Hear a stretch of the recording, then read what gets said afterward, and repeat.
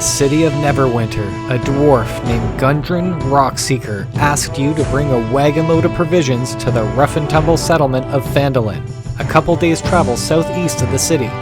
Gundren was clearly excited and more than a little secretive about his reasons for the trip, saying only that he and his brothers had found something big, and that he'd pay you 10 gold pieces each for escorting his supplies safely to Bartham's provisions.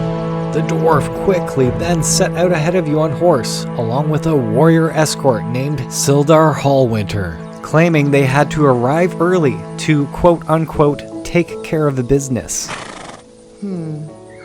Before continuing with the adventure, take a few minutes to encourage the players to introduce their characters to each other if they haven't done so already. Hello. And don't forget to ask the marching order of the party. Who's in the front? Who's in the back? Who's riding the wagon? Before continuing on with the adventure. You spent the last few days following the high road south from Neverwinter, and you've just recently veered east along the Tribor Trail.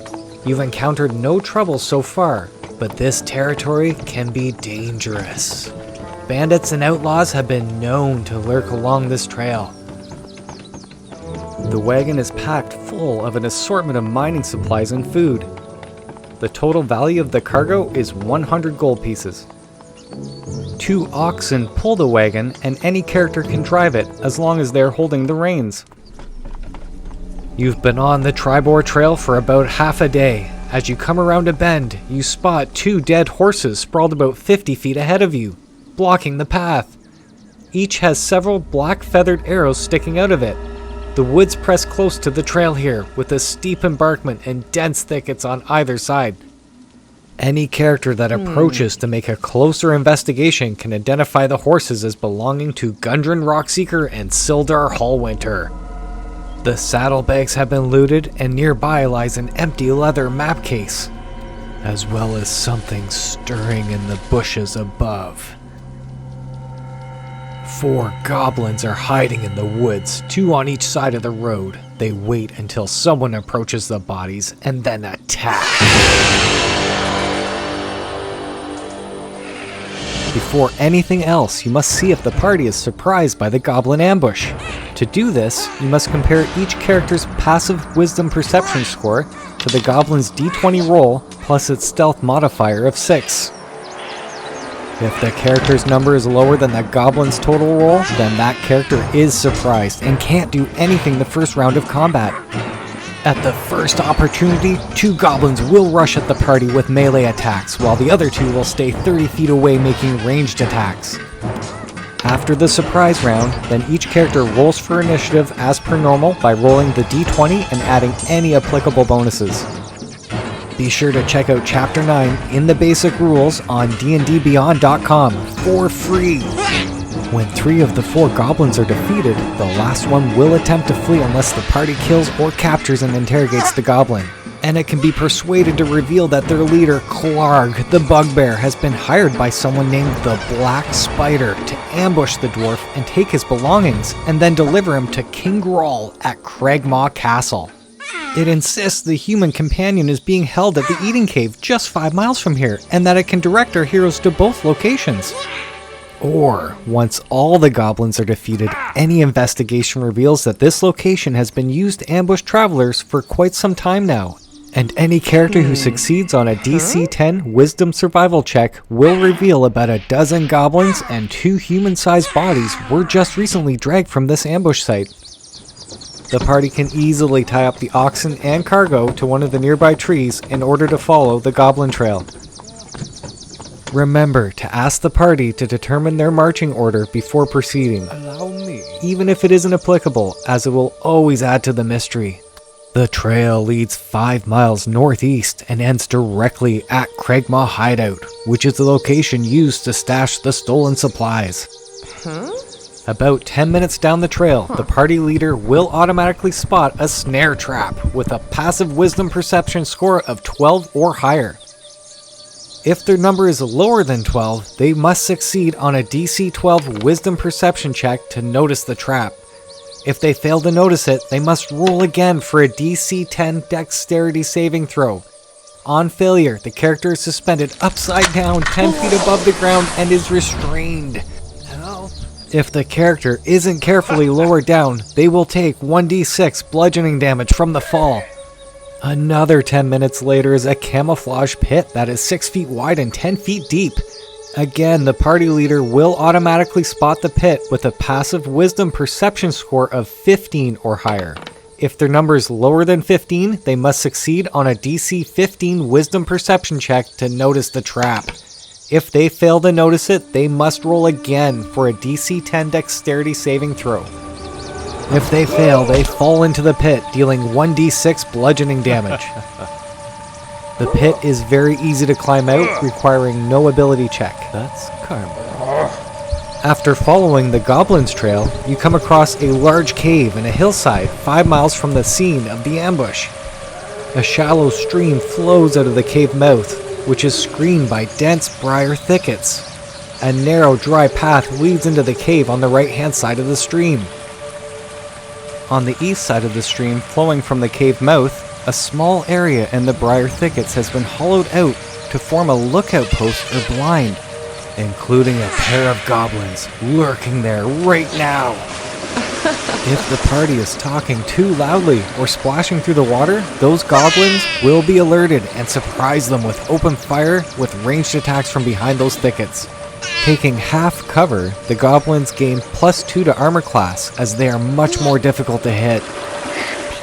Of course, the characters can choose to sneak up on the goblins while entering the area with a successful dexterity stealth check versus the goblins' passive wisdom perception score. Then they would get the upper hand and the goblins would be surprised and can't do anything the first round of combat. Upon entering the cave mouth, it appears to have steep, sloping ceilings that create stalactite-covered vaults rising 20 to 30 feet above the floor. The light dissipates into darkness as they begin to enter the cave, requiring a source of light from a lantern or torch, although some characters will have dark vision as an ability to help them along the way. The cold, 2 feet deep stream moves slowly, allowing creatures to safely wade through it. The sound of the stream muffles noises to any creatures that aren't listening carefully, although any inhabitant of this cave can make a DC 15 wisdom perception check to attempt to hear activity in nearby chambers. Just inside the cave mouth, a few uneven stone steps lead up to a small, dank chamber on the east side of the passage. The cave narrows to a steep fissure at the far end and is filled with the stench of animals. Savage snarls and the sounds of rattling chains greet your ears where 3 wolves are chained up just inside the opening. Each wolf's chain leads to an iron rod driven into the base of a stalagmite. If the wolves are goaded by the party beyond their reach, they are driven into a frenzy that allows them to yank the iron rod, securing their chains out of the floor. Each round that any character remains in sight, the wolves attempt a single DC 15 strength check. On the first success, they loosen the rod, and the DC drops to 10. On a second success, they yank the rod loose, bending it so that their chains are freed. On the other hand, a character who tries to calm the animals can attempt a DC 15 Wisdom Animal Handling check. On a success, the wolves will allow the characters to move throughout the room. If the wolves are given food, the DC drops to 10. A narrow opening in the east wall leads to a natural chimney that ascends 30 feet. At the base of the fissure is rubbish that's been discarded through the opening above. Any character attempting to ascend or descend the chimney shaft must make a DC 10 Strength Athletics check. If the check succeeds, the character moves at half speed up or down the shaft, as desired. On a check result of 6 to 9, the character neither gains nor loses ground. On a result of 5 or less, the character falls and takes 1d6 bludgeoning damage per 10 feet fallen, landing prone at the base of the shaft. The main passage from the cave mouth climbs steeply upward, the stream plunging and splashing down its west side. Look, in the shadows of the ceiling to the north, you can just make out the dim shape of a rickety bridge of wood and rope crossing over the passage ahead of you. Another passage intersects this one, 20 feet above the floor. Just ahead of you, any character who can see that bridge can possibly spot the goblin inattentively standing guard. It is hiding, but characters can spot it by succeeding on a wisdom perception check contested by the goblin's dexterity stealth check. However, the goblin will notice the party if they are carrying any light source or don't use stealth as they approach the bridge. It will attempt to sneak away to the east to inform its companions to release a flood trap. In order to go undetected, that goblin's dexterity stealth check must exceed the passive wisdom perception score of any character who might notice its movement. Once the 3 goblins are alerted of the intruder's presence, the following round they hastily begin knocking away supports that will trigger a flood trap. During that same round, the goblin guard will return to the bridge and begin making ranged attacks as soon as our heroes approach from below. The next round, the 3 goblins succeed in knocking away the supports, which then triggers the flood trap the very next round. While the party is engaged with the guard goblin, the passage is suddenly filled with a mighty roar as a huge surge of rushing water pours down from above. Any creature that is within 10 feet of the disused passage or the steps leading up to the bridge can attempt a DC 10 dexterity saving throw to avoid being swept away to the entrance of the cave. Unless a creature was already climbing a cavern wall or presently on the bridge, all creatures that failed to get out of the way can still attempt a DC 15 strength saving throw to clasp onto the cavern walls. Upon failing that save, the character will be knocked prone and washed down the outside of the cave, taking 1d6 bludgeoning damage along the way. The goblin guarding the bridge is now on high alert to see if the party will return and will signal to the other goblins to release their second flood trap if spotted. As the party re-enters the cave, they can notice a western passage is choked with rubble and has steep escarpments leading deep within. It looks difficult to traverse, although could provide an alternate path. You can look up movement and position in the basic rules on dndbeyond.com. But the ledge between the 2 escarpments look extremely fragile. Any weight in excess of 100 pounds loosens the whole mass and sends it tumbling down to the east. Any creature on the ledge when it falls must make a DC 10 dexterity saving throw, taking 2d6 bludgeoning damage and falling prone on failure. If successful, they land on their 2 feet and take half as much damage, rounded down. The stream passage continues up beyond another set of uneven steps ahead, bending eastward as it goes. The sound of a waterfall comes out from a larger cavern somewhere ahead of you. A rickety bridge clearly spans the passage above, connecting 2 tunnels 20 feet directly above the stream.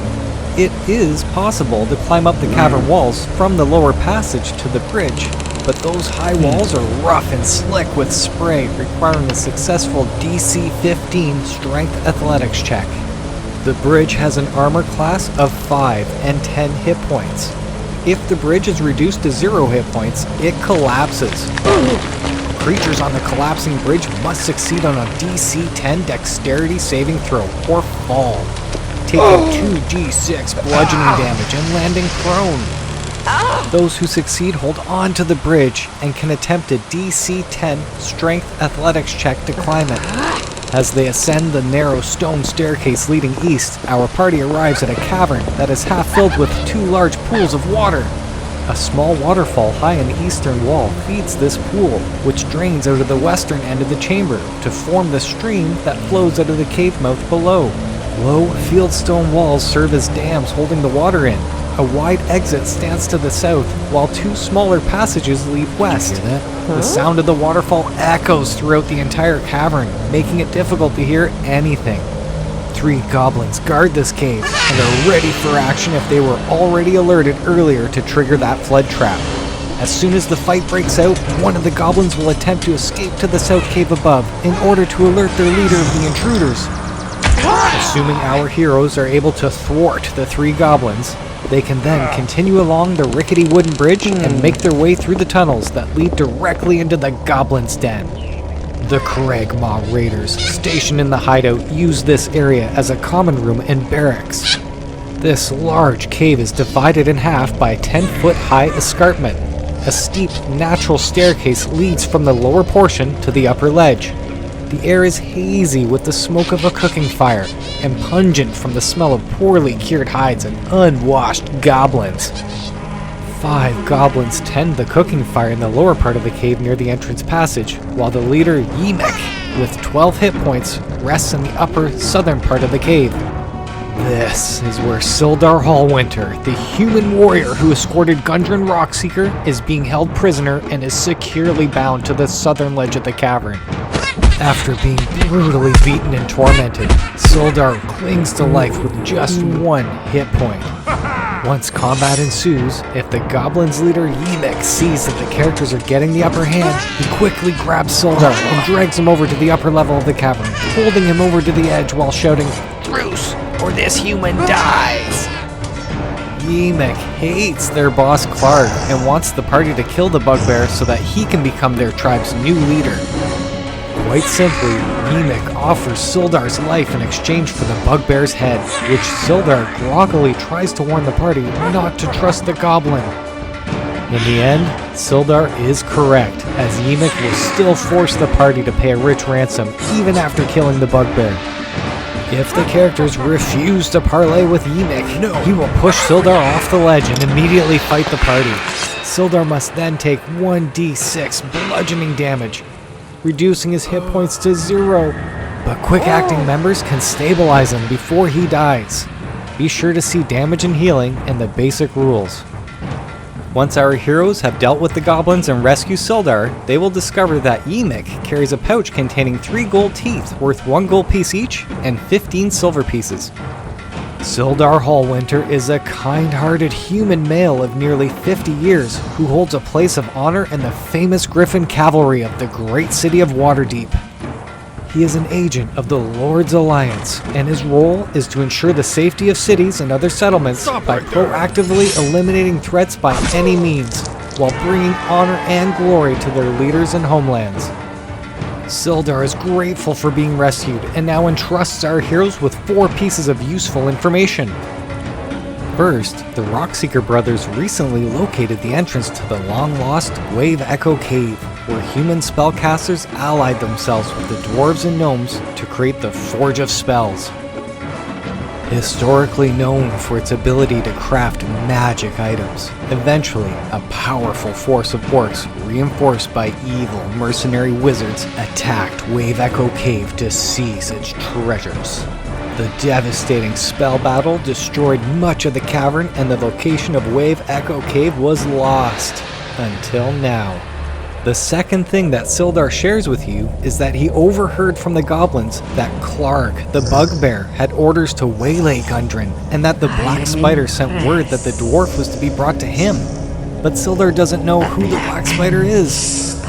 Now in distress, the third thing Sildar mentions is that the goblins took Gundren's map, showing the secret location of Wave Echo Cave. To add to all of this, Sildar explains that his contact, Iarno, traveled to Phandelver 2 months ago to establish order there, but the Lord's Alliance received no word from him. Perhaps you can help me. He then concludes by stating he intends to continue to Phandelver, and then offers to pay the party 50 gold pieces to provide escort. He doesn't have any weapons or armor, but he can take a short sword from a defeated goblin or use a weapon loaned to him by a character. Thank you. Reversing direction from the dead end, the western passage can be seen connected to the tunnel, sloping southeast full of rubble, leading back to the entrance of the cave. Traversing the tunnels and walking along the rickety bridge, the party discovers Clark's Cave, where the leader of the goblins insists on keeping the bulk of the raiders' stolen goods in his den. Sacks and crates of looted provisions can be seen piled up in the south end of this large cave. These supplies can be used to provide half cover, making their armor class +2 while fighting or hiding behind them. To the west, the floor slopes towards a narrow opening that descends into darkness. The roar of falling water echoes from behind as you ascend the stone steps. In the middle of the cavern, the coals of a large fire smolder, and those hot coals deal 1 fire damage to any creature that enters the fire pit, or 1d6 fire damage to any creature that falls prone there. Clark shares his cave with his mangy pet wolf, Ripper, and 2 other goblins. The bugbear is filled with delusions of grandeur and views himself as a mighty warlord just beginning his career of conquest. Not entirely sane, he is constantly referring to himself in the third person. and all of the goblins under his command resent his bullying. If Clarg was warned of the intrusion by the goblins earlier, he and his pet wolf Ripper hide behind the stalagmites, while the other goblins take cover behind the piles of supplies, hoping to ambush the characters when they enter the cave.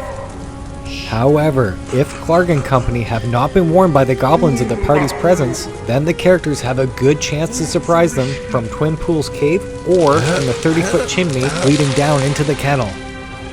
If Clarg's pet wolf Ripper is killed, the bugbear then attempts to climb down the chimney into the kennel and flee the cave complex. Clarg's collection contains 600 gold pieces, 110 silver pieces, 2 potions of healing, and a jade statuette of a frog with tiny golden orbs for eyes, valued at 40 gold pieces. Before they can celebrate their victory, Sildar instructs that they must collect the supplies and deliver them back to Phandelver using their wagon. Once they arrive in Phandelver, Lenine Greyshield, the owner of the Lion Shield Coster, will pay their 50 gold piece reward as promised by Sildar. Thank you. This concludes part 1 for the D&D Starter Set adventure, Lost Mine of Phandelver. Exploring the Cragmaw Hideout and defeating Clarg and his allies completes this story milestone, awarding each character with 275 experience points. This should provide them with enough experience to attain 2nd level. Thanks so much for allowing me to share this with you. If you enjoyed the video, please click the like button. And if you want to see more of this style of content, please subscribe to my channel. And for all of you that have subscribed to the channel, thank you so much. I super appreciate it.